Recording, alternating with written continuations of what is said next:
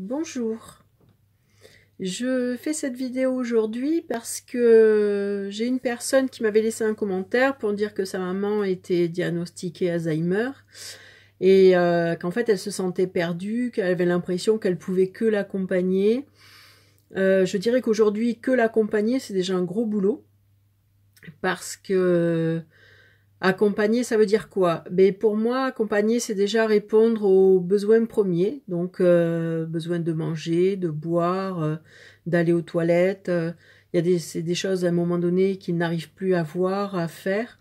Ils ne savent pas reconnaître les toilettes, donc voilà. Et autrement, ils vont essayer de se retenir. Donc déjà, ben, pouvoir leur apporter régulièrement ces besoins pour qu'ils soient pas agités. Deuxièmement, pour moi, c'est accompagner, c'est leur permettre d'être en sécurité. Souvent, on va remarquer que d'un coup, ils s'agitent parce qu'ils pensent qu'ils doivent aller chercher les enfants à l'école, parce qu'ils doivent aller traire les vaches, parce qu'ils doivent aller travailler. Dans ces cas-là, souvent, on sent qu'ils déambulent plus. Ils vont commencer à prendre un sac, commencer à tourner, commencer à chercher des affaires. On sent que l'angoisse est en train de monter. Et à ce moment-là, ben, moi, je suis là, en fait, pour les rassurer. Déjà leur expliquer que, en effet, le besoin qu'ils cherchent à combler, ben, je vais m'en occuper. Voilà, qu'ils ne sont pas seuls. Et en plus, qu'ils sont en sécurité, que tout le monde est en sécurité, parce que souvent, il y a la peur que les enfants n'aillent pas bien, que qui va s'en occuper si je m'en occupe pas. Ce qu'il ne faut pas oublier dans la maladie d'Alzheimer, c'est qu'en fait, comme ils ne savent pas qu'ils ont la maladie, ils essaient de fonctionner comme s'ils étaient une personne avant quoi, sans maladie, et donc en fait c'est là où ils vont se mettre en danger.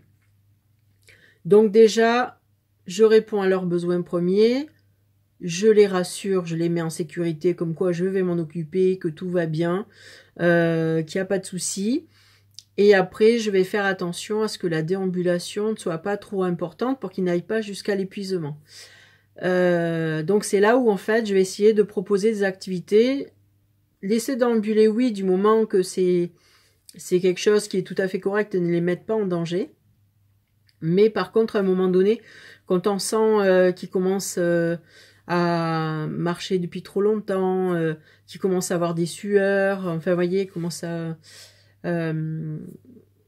on sent que le visage commence à fatiguer, commence à avoir les traits tirés, des choses comme ça. Donc pour ne pas arriver donc au bout et qu'ils se mettent en danger de nouveau, à ce moment-là, on va essayer de proposer des activités. Les activités, c'est quelque chose de très simple, c'est par rapport à ce qu'ils ont toujours su faire. Donc quand vous êtes des aidants et que c'est votre famille, ben, pour vous, vous savez un peu leur habitude. Donc l'objectif n'est pas qu'ils fassent les choses bien, c'est juste qu'ils fassent les choses.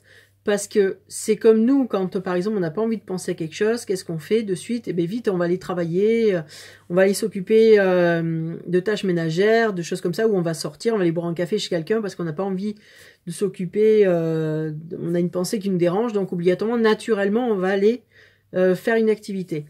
Donc finalement, eux, c'est la même chose. Nous, par exemple, on a une dame qui est donc en stade sévère de la maladie et qui, elle, en fait, quand elle voit un poupon, pour elle, c'est un vrai bébé. Donc, quand on lui donne ben, le poupon, en fait, eh ben, elle s'en occupe comme si c'était un vrai enfant. Et là, et même elle lui parle, lui fait des bisous, et finalement, elle se pose. Et elle évite de déambuler, de courir partout, et donc de se fatiguer. Alors souvent, on a l'impression que c'est infantilisant. En fait, c'est pas infantilisant dans le sens où elle n'est pas en train de jouer à la poupée. Par exemple, c'est quelque chose qui ne se fait pas en début de maladie.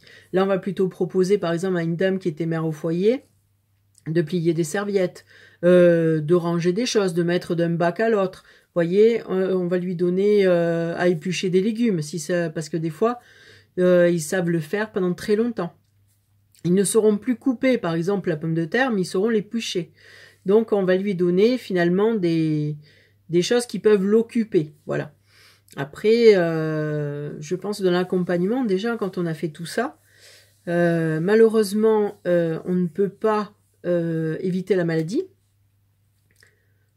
On sait que la maladie va évoluer et on ne pourra pas l'arrêter. On peut essayer de la ralentir, Mais moi, mon objectif, en fait, il est beaucoup plus simple, c'est essayer d'éviter la souffrance psychologique. Si je sens une personne qui est posée, sereine, mais je me dis que j'ai déjà fait mon travail. Je ne vais pas pouvoir la garder comme elle était avant. Je ne vais pas pouvoir revenir à ce qu'elle était. Aujourd'hui, la maladie est là.